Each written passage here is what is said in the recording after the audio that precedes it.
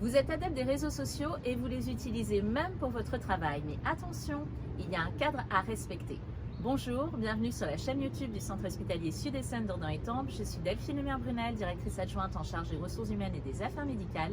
Et aujourd'hui, je vais vous parler des réseaux sociaux et de leur usage professionnel à l'hôpital. Ou en d'autres termes, les réseaux sociaux sont-ils au Centre hospitalier Sud-Essonne un outil de travail validé?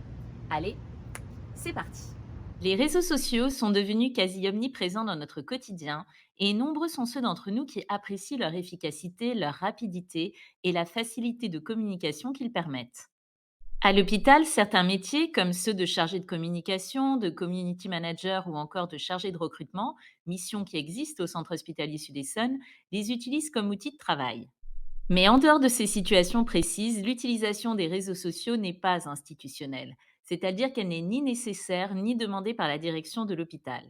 Contrairement par exemple à la plateforme Hublot qui permet de gérer les remplacements, WhatsApp, Messenger, Telegram ou toute autre application du même genre ne sont pas à ce jour des outils officiels de travail. En effet, ces applications de messagerie instantanée n'offrent pas les garanties suffisantes de sécurité et de confidentialité des données et ne permettent pas une régulation institutionnelle. Ceci peut alors exposer à des risques en termes de non-respect du droit, avec par exemple dans le secteur de la santé la question du respect du secret médical, ou à des risques psychosociaux, avec du stress et des conflits. Pour autant, il n'est pas possible en pratique d'interdire l'utilisation de ces outils qui, on l'a vu par exemple pendant la gestion de crise Covid à l'hôpital, ont été en réalité très mobilisés. C'est pourquoi cette capsule RH vise à clarifier les choses, à prévenir et à donner quelques conseils. En la matière, chacun est libre de participer à un groupe de discussion ou non, et à tout moment de se retirer de ce groupe de discussion ou pas. Nous aurons donc schématiquement deux types de situations. Les professionnels qui utilisent les réseaux sociaux pour échanger sur des sujets concernant leur vie au travail et les professionnels qui ne souhaitent pas échanger sur les réseaux sociaux. Les seconds ne doivent pas se sentir mis à l'écart par leur choix.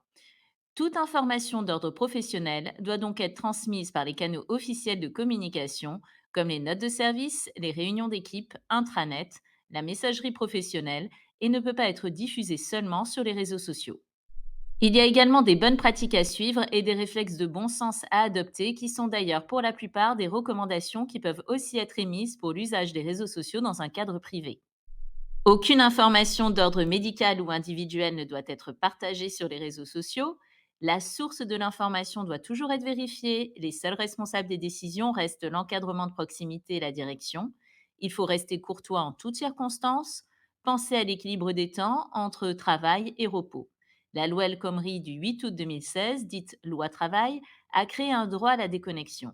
Prévu pour l'usage des outils numériques officiels, sa philosophie s'applique aussi à l'usage des réseaux sociaux dans le cadre périprofessionnel.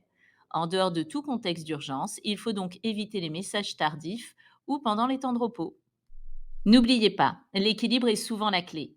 Les réseaux sociaux ne doivent pas venir bouleverser ni mettre à mal votre équilibre vie privée-vie professionnelle. N'oublions pas que l'esprit d'équipe n'a pas besoin de réseaux sociaux. Au travail comme dans la vie en général, une discussion de vive voix reste le meilleur moyen de se faire comprendre et de créer les conditions d'un échange serein et constructif. Eh bien ça y est, cette vidéo est maintenant terminée. J'espère que vous l'avez appréciée. N'hésitez pas à la liker, à laisser un commentaire ou bien à la partager. N'hésitez pas non plus, si ce n'est pas déjà fait, à vous abonner à la chaîne YouTube du Centre hospitalier Sud-Essonne d'Ordan-Étampes, à cliquer sur la cloche qui apparaît sur l'écran pour être informé en temps réel de nos dernières publications. La prochaine capsule sur les ressources humaines à l'hôpital, c'est dans peu de temps. Donc moi, d'ici là, je vous dis à très bientôt.